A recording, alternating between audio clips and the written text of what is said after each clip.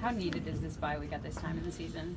It's kind of needed, man. It really is just a week that we can go in and get a lot of rest, prepare for our next game, and just looking back all our mistakes in many areas that we collected as a defense and reconstruct that and just become a better defense and a better team.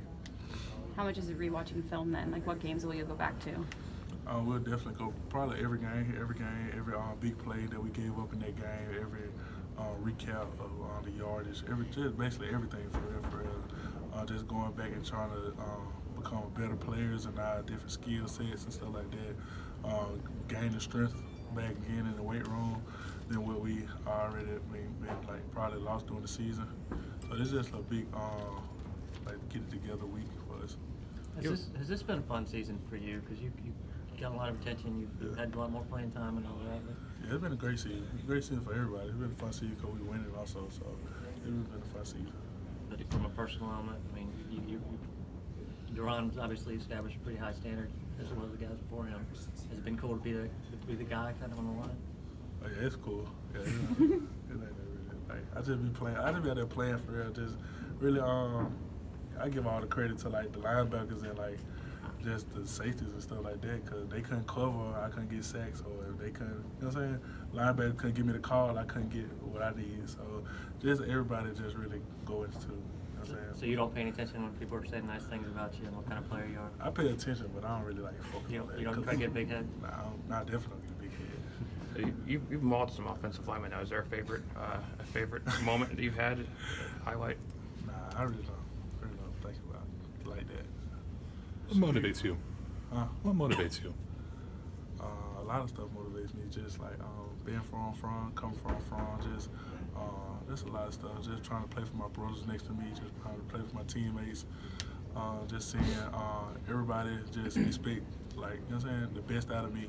So that really motivates me a lot. Like, everybody really, like, because I'm the nose guard, so it's like, it's like the start of, like, the defense, you know what I'm saying? So it's like having that, not pressure, but having that, like, the ability to, like, set the tone so everybody else can follow is really big for me. That really motivates me for real. You like that responsibility? Oh, yeah, for sure.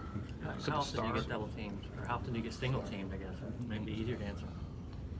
I really don't know. Yeah, like, but I get double teamed a lot more than I single team now since I've been playing good. But is this what you envisioned after being switched inside? I mean, I know that was a big change.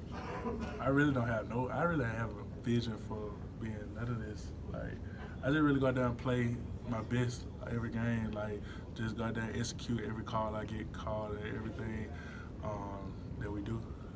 So this is your first time to Tiger Stadium, right? Yeah, this is my first time. What's kind of your thoughts about that? I don't know. I haven't really thought about it yet, but it's just hearing about like all the stories about like how the older guys or the people who already been there. It seems like it's gonna be fun. Like, you know what I'm saying, all the hype about it, all the fans about it and stuff like that. So I hope it's fun. Given the kind of some of the ramifications, obviously, you know, the West is always online with this game and top 5 matchup. How do you avoid kind of maybe wanting to look ahead and wanting to look at LSU when you do have this bye week preparation time for you? We for sure not gonna look ahead and look at all the stuff that could eventually happen. This bye week is huge for us. From like I said, getting the mental errors right, getting the mistakes that we did right, and just building on ourselves right now. Like this week we're going into like a faceless opponent basically. Just like we basically gotta beat ourselves. Just like we're gonna go against the offense. Just like we playing against, you know what I'm saying, LSU or Auburn, and the offense gonna go at us like they playing, you know what I'm saying, LSU or Auburn. So that was kind of week we finna go into. You all taking any look at film on LSU yet? Not yet. There's obviously, it's kind of a cliche sometimes, but the ability to not beat yourself. Do you feel like that's the only real competition you have is if you beat yourself as a team? That's in college football and any football in general. Like, the more mistakes you make and the more mistakes you get the other team to capitalize on. So we just really try to minimize our mistakes and minimize our mental errors. So that's why we're going back into the basically the past about trying to recreate everything that we missed up on and all the big plays that we gave up. Did you watch the Ohio State Purdue game at Nah, but I seen the score at the end. I seen it at the end. Just how crazy is that to think that pretty much anybody can get beat on? Oh, that's really crazy. That's why I say like about the mistakes in many areas. That like you can go into a game and beat the top team in the country and lose to, you know what I'm saying, average team like that. So that's why I really say mistakes in many areas can kill a team. So that's why we, I say, really focus on the mistakes in many areas this bye week on what we gave up in the past. There's a lot of talk. There's a lot of talk about in football about pressure up the middle becoming more and more important because of the quick passing game, especially to the edges.